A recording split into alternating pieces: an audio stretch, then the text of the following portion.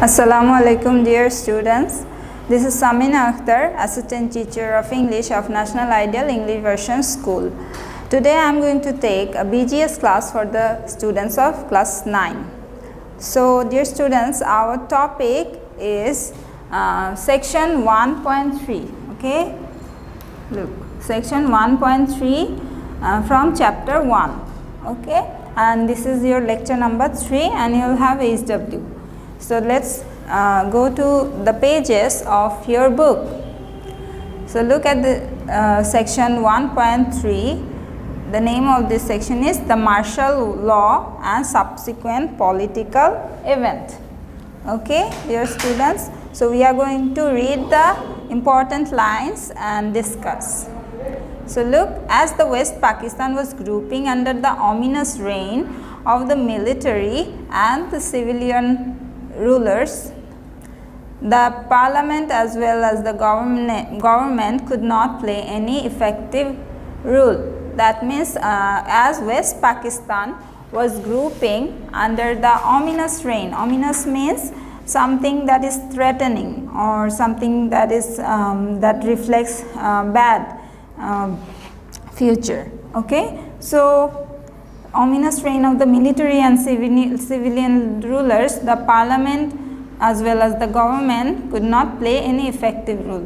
The conniving groups were waiting for the chance to grab the power.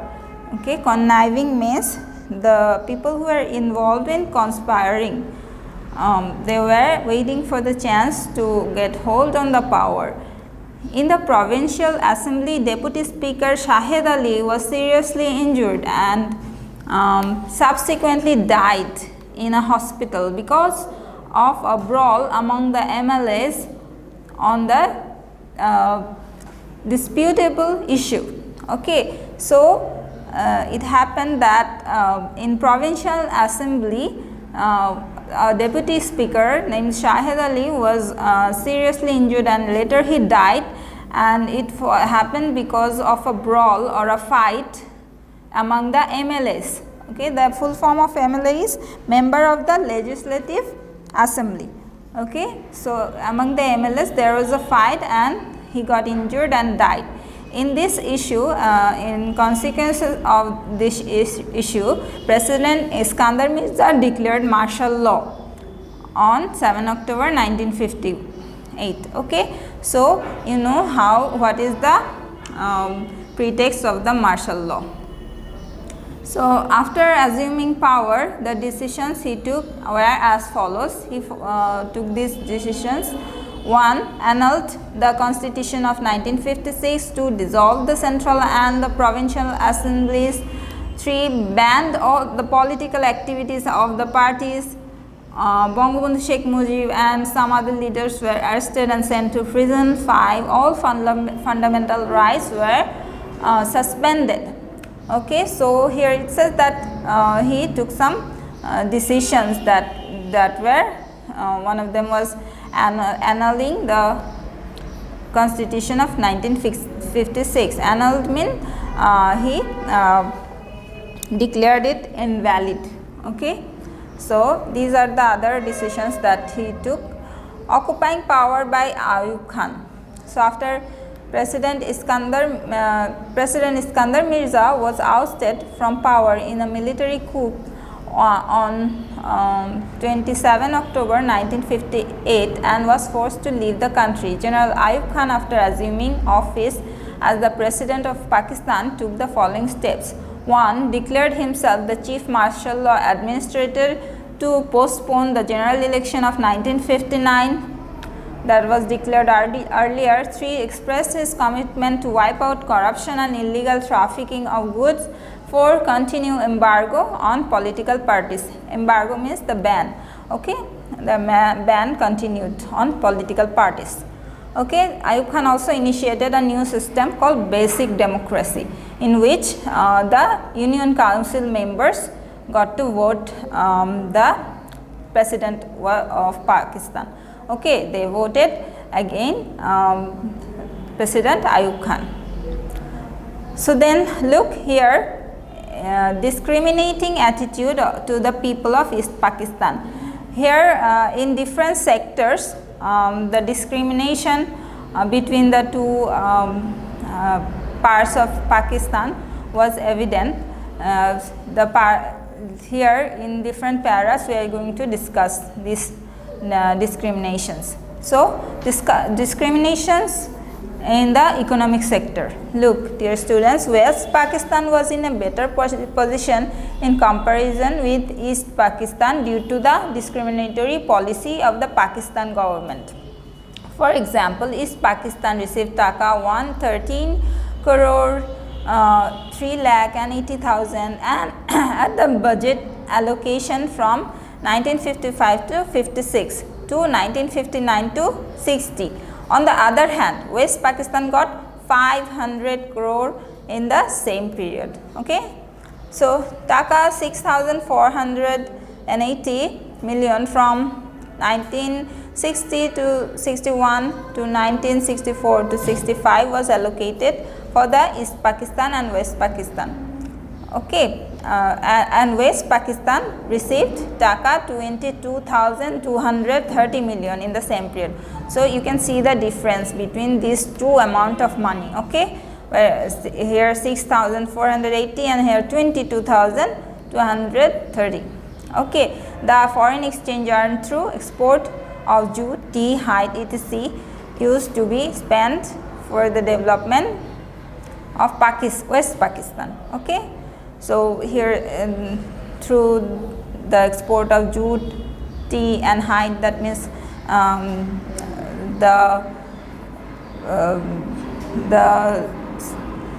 the skin of the animals. Okay. The export through of these things we earn foreign exchange and that went to the West Pakistan. Okay. Then look, dear students, discrimination in the administrative sector.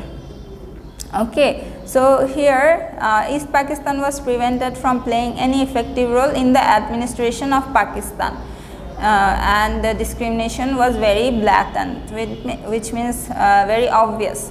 Okay. You can see in this table that what are the what is the difference between the number of the Bengalis and the number of the West Pakistanis in these sectors. Okay. Like in defense sector only 8.1% Bengalis were there and in the West Pakistanis were 91.9%. Okay. You can see the difference here. Then discrimination in the defense sector. Okay. Bengalis were subjected to blatant discriminations in the recruitment and promotion system of the then Pakistani Army, Navy and Air Force. Okay. You can see here also in this table that how many general, major general, brigadier, colonel were in etc. were in West Pakistan and how many were in East Pakistan. Okay. You can see the difference from this table also. Discrimination in education sector. Okay, East Bengal was far ahead of West Pakistan in primary and secondary education before the establishment of Pakistan, but after its birth the complexion in the education sector was totally changed. Okay, so because the annual budget West Pakistan received double allocation in the annual budget every year. Okay. So, you can see here social discrimination. The growth of the middle class in East Pakistan was hindered for the discriminatory policies of West Pakistan. The Bengalis become fragile financially. So, disparity increased between the two regions. Look now, the anti-martial law movement. Agitation started in East Pakistan against the autocratic regime of Ayub Khan since 1961. It was further intensified when Hussain Shahid Sohrawardi, a favorite leader of the Bengalis and former Prime Minister, was arrested in 1962. Subsequently, Bangabandhu Sheikh Mujibur was also arrested in February. Okay, then people were involved in the movement demanding their unconditional release Okay, the people were involved in this movement. Look, besides Jatiyo Ganotantrik Front, the National Democratic Front was formed to reinstate the constitutional government. Okay, the front orchestrated agitation against the despotic regime of Ayub Khan. Okay, despotic, that means tyrannical. Then the background of 6-point demands.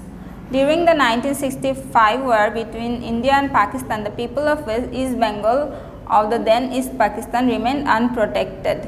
Okay, at that time, if India had led a massive attack on East Bengal, it would not have been possible for Pakistan to save the region from a distance of 12,000 miles. So they left East Pakistan unprotected. Okay, and again Pakistan government continued their propaganda campaign against Bangla culture, history and tradition by spreading rumors like Islam is at stake or leveling Rabindranath Tagore's song Hindu culture, okay, and Nazrul songs as bearing influences of Hinduism. Okay, like this they spread a propaganda, that means misleading information. Okay, so people were forced to rethink the importance of autonomy to establish their political rights, and in this situation Bangabandhu Sheikh Mujibur Rahman came up with the 6-point demand. Okay, let's see the 6-point demands. Bangabandhu Sheikh Mujibur Rahman is the proponent of the historic 6-point program. So proponent means a person who advocates a theory. Okay, and when he participated in a conference of the opposition leaders on 5 to 6 February 1966 in Lahore, he stated the 6-point charter demands in a press conference. Okay, and he did that to defend the rights of people. One number, let's see the 6-point demands. One number, in Pakistan there will be the parliamentary form of government under federal system. The polling will be held under the general electoral system, and adult voters will enfranchise. Enfranchise means the voting right, okay, to apply the voting right. Number 2, the central government will keep 2 ministries in their hand, the defense and the foreign affairs. The states will have full autonomy of the other affairs. Number 3, 2 different but convertible types of currency should be introduced in the country, or a single currency might be used on some terms and conditions. Okay, so he suggested that 2 different but convertible or changeable type, something that is able to change convertible types of currency should be introduced. Okay, number 4, the state government will preserve the right to impose taxes, and a part of the collected revenue will be deposited to the treasury of the central government. 5 number, the states will be the owners of the foreign currency that they will earn, and similarly a portion will be deposited to the treasury of the central government. 6 number, the states will be given power of forming militia force or a military force for their regional security. So look, the importance of the 6-point demand. The importance, that means the 6-point included economic, political, martial and other rights of the people of East Pakistan. Okay, the Ayub regime termed it as a separatist movement. That means he termed it something that wants to separate the 2 parts of Pakistan. Okay, so the demands reflected the national spirit of Bengalis. Okay, and it became the national charter for liberation at the end. So the historic Agartala case. So let's see what is the historic Agartala case. The ultimate goal of the politics of Bangabandhu Sheikh Mujibur Rahman, the father of the nation, was to achieve independence for Bangladesh. And for that reason, he gave consent to the revolutionary wing formed secretly to achieve independence of Bangladesh. to go for armed struggle as per the plan. Okay. So, the revolutionary wing planned to attack all the cantonments being divided into different groups on a specific date at night in the commando style to snatch arms and ammunition from the Pakistani forces and hold them captive. Okay, this was their plan, the armed armed struggle of the revolutionary wing, and it was supported by Bangabandhu. Later, they would declare independence under the leadership of Bangabandhu Sheikh Mujibur Rahman. So, with this plan in mind, Bangabandhu Sheikh Mujibur Rahman had once visited Agartala, the capital of Tripura, India. So, as the plan was disclosed before being materialized, so it was open to all before it became materialized. Okay. So, then the historical Agartala case was lodged. So, dear student, let us see. In the Agartala case, Bangabandhu Sheikh Mujibur was named the number 1 defendant. Okay, and other 35 persons were framed. They were included, including political leaders, civil servants in service, and retired army officers. Okay, so when the trial began, a fierce movement was launched by the people to withdraw the case. Okay, then the mass uprising happened. Okay, when the historical Agartala case was lodged, the people were really spontaneously joined the agitation on the 11-point demands of the students, and finally when the mass uprising or the Unoshotturer Gano Obhuthan happened, it took a revolutionary turn. All democratic parties, professional mass people spontaneously took part in that movement. Asaduzzaman Asad, a student of the University of Dhaka, and Dr. Shamsud Joha, a professor of University of Rajshahi, became the victims of brutal killings of Pakistani Janta.